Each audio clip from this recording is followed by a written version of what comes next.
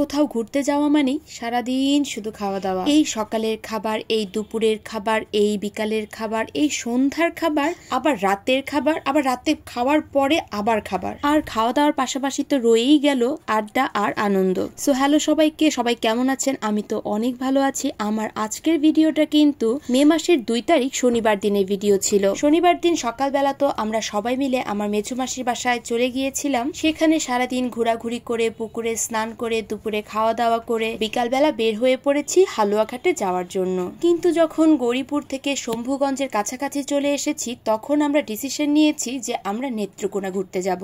এইবার বলি আমরা নেত্রকোনা কোথায় গিয়েছি। নেত্রকোনা হলো আমার চিনি কাকির বাবার বাসা। চিনি কাকির বাবার বাসায় আমি এর আগেও একবার ঘুরতে গিয়েছিলাম। তারা এত ভালো, এত আন্তরিক আর এত হাম্বল, জাস্ট একটা ফোন করেই আমরা 7 জন মানুষ তাদের বাসায় চলে গিয়েছি একদম হুট করে। মানে আমাদের প্ল্যানে কোথাও ছিল না যে আমরা চিনি কাকির বাবার বাসায় নেত্রকোনায় যাব।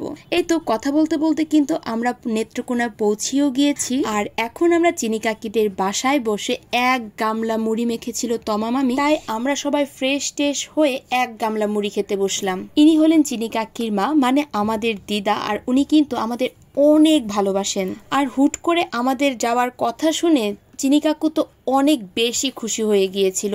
এই তো কথা বলতে বলতে কিন্তু একদম গরম গরম দুধ চা চলে এসেছে, তার সাথে ছিল বিস্কিট।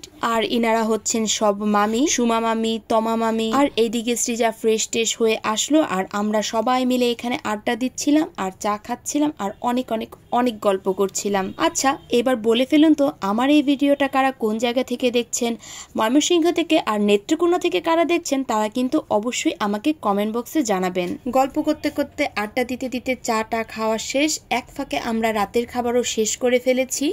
এবার আমরা সবাই মিলে আইসক্রিম খাচ্ছিলাম। আর সেদিন এত গরম ছিল, আমরা একটা ঘরের মধ্যে সবাই মিলে বসে আড্ডা দিচ্ছিলাম আর আইসক্রিম খাচ্ছিলাম। এরা হচ্ছে সবাই চিনি কাকির ভাইয়ের বউ। প্রথমেই হলেন রূপা মামি, সুমা মামি, তমা মামি, তারপরে তমা মামির ছেলে সৌনক, চিনি কাকু। আর ইনি হলেন দীপক মামা, চিনি কাকির বড় ভাই। আর এদিক দিয়ে তমা মামি বলছিল আমাদেরকে ভালো করে ভিডিও করো কৃষান, কারণ আমরা যাচ্ছি শুনে কৃষানও সেদিন বাইক দিয়ে নেত্রকোনা চলে গিয়েছিল। আর সে হচ্ছে দীপক মামার ছেলে অঙ্কুর, ইনি হচ্ছেন বড় মামি। আর ইনি হচ্ছেন প্রদীপ মামা আর নন্দ মামা। চিনি কাকি ওরা 4 ভাই, তাই দেবদুলাল মামা নিচে ছিল বলে তাকে ভিডিও করা হয়নি। এটা হচ্ছে রবিবার দিনের দুপুর 12:30টার দিকের ভিডিও। সকালবেলা নাস্তা টাস্তা করা শেষ, স্নান টান করা শেষ, কিন্তু 12:30টার সময় মনে হলো একটু চা খেলে ভালো হয়, তাই সবাই একটু চা নিয়ে বসেছি। এবার দুপুরের খাওয়া দাওয়া শেষ করে চলে যাব আমরা হালুয়াঘাট সবাই মিলে। ভিডিও প্রথমেই বলেছিলাম সারাদিন শুধু খাওয়া দাওয়ার উপরেই থাকা হয় ঘুরতে গেলে। এই যে এখন খাচ্ছি আবার দুপুরের খাবার, মানে একটু আগে চা খেলাম, এখন খাবো দুপুরের খাবার। চিনি কাকিদের বাসায় দুপুরবেলা একদম জম্পেশ খাওয়া দাওয়া করে বাসা থেকে বের হয়েছি। আর সবাই একসাথে মিলে খাওয়া দাওয়া করার আনন্দটাই অন্যরকম।